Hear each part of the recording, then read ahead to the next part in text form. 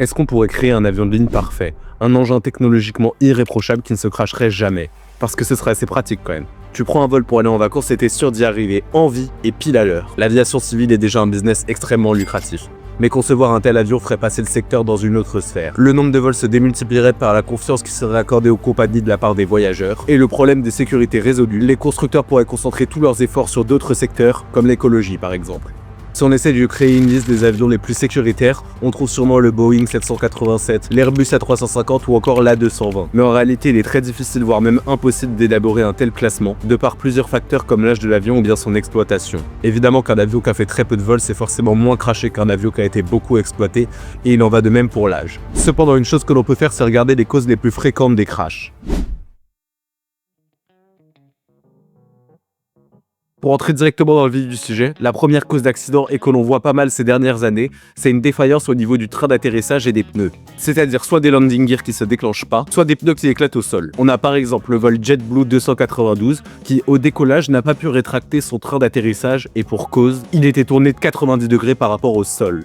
À cause de ça, l'avion a dû se poser à un aéroport de proximité. Mais avant, les pilotes ont fait plusieurs tours dans le ciel pour éliminer beaucoup de kérosène et éviter un incendie probable à l'atterrissage. Finalement, quelques flammes sont apparues au moment fatidique, mais rien n'a endommagé l'appareil. Et tout le monde à l'intérieur a survécu.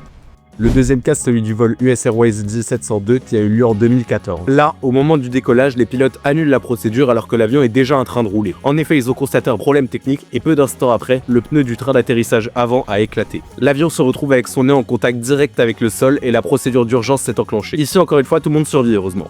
Pour ces deux problèmes que je viens de vous présenter, on n'a pas de solution concrète, ou du moins pas à ma connaissance, mais on dispose quand même de quelques pistes d'amélioration. La première, c'est la pression des pneus. On a constaté qu'en 24 heures, les pneus peuvent perdre jusqu'à 5% de leur pression totale. L'European Aviation Safety Agency propose donc un système d'indication de la pression des pneus dans tous les nouveaux cockpits d'avion. On retrouve le même principe de prévention avec par exemple Sercan ou d'autres entreprises qui visent à déterminer grâce à des capteurs l'état des trains d'atterrissage et de ses supports. Ces deux solutions, on l'a vu, elles permettent pas de créer un avion parfait, mais d'éviter qu'un avion qui ne l'est pas s'envole. Je peux pas dire que ça revient en même parce que sur le principe, non. Il est important de souligner que ça permet quand même des vols qui partent avec un facteur de risque en moins.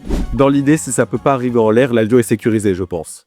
Si vous me le permettez, je vais continuer avec une autre cause d'accident fréquent, les défaillances moteurs. J'en ai déjà parlé sur cette chaîne, mais un avion peut voler avec un seul réacteur, il est conçu pour ça. Mais un autre phénomène s'applique quand les deux moteurs ne fonctionnent pas, c'est la finesse. Derrière ce nom se cache une équation, la hauteur perdue sur la distance parcourue. En fait, un avion peut planer sur une distance plus ou moins courte selon ses caractéristiques. Du côté des avions de ligne, ce qui nous intéresse aujourd'hui, la finesse se situe entre 15 et 20.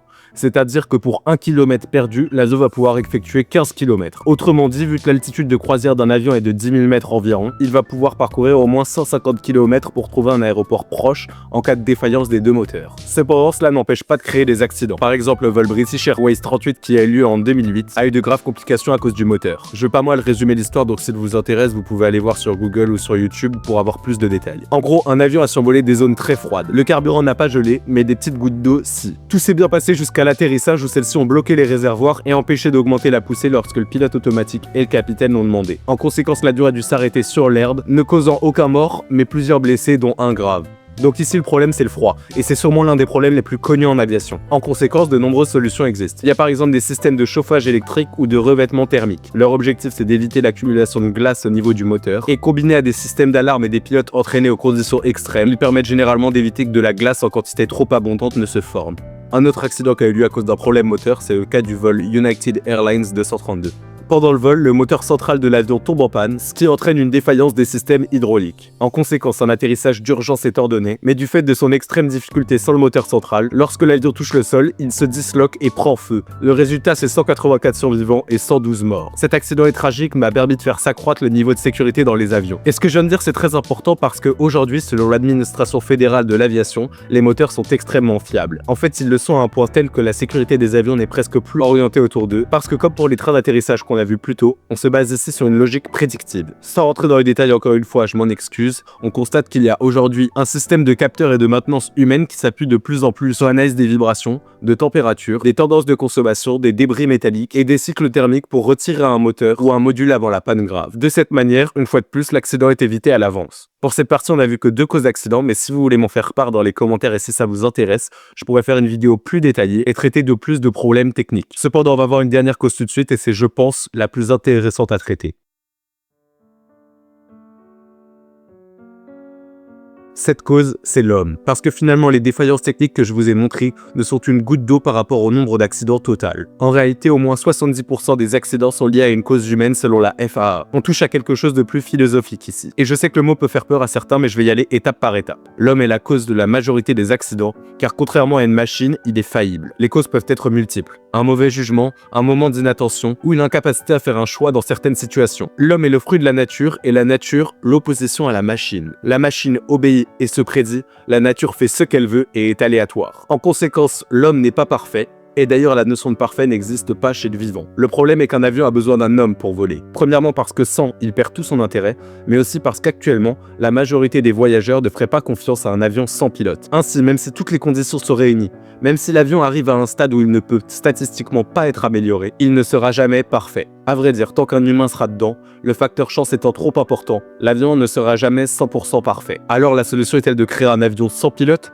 Mais est-ce que celui-ci sera accepté? Et même si c'était le cas, la présence de passagers implique encore trop d'imprévisibilité in fine. La solution pour créer un avion 100% sécurisé, c'est sûrement de ne mettre aucun passager à l'intérieur. J'espère du fond du cœur que cette vidéo vous a plu, aussi que cette réflexion un peu philosophique vous a fait comprendre la problématique de la vidéo autrement. Parce que je vais pas le cacher, c'était un peu le but. N'hésitez pas à me dire dans les commentaires ce que vous avez trouvé bien et moins bien, si vous voulez plus de contenu de ce style et si ce sujet vous a intéressé. Enfin, pensez à vous abonner si vous voulez en voir plus, likez et partagez pour mettre cette vidéo en avant. C'était le Ça m'en fout. À bientôt.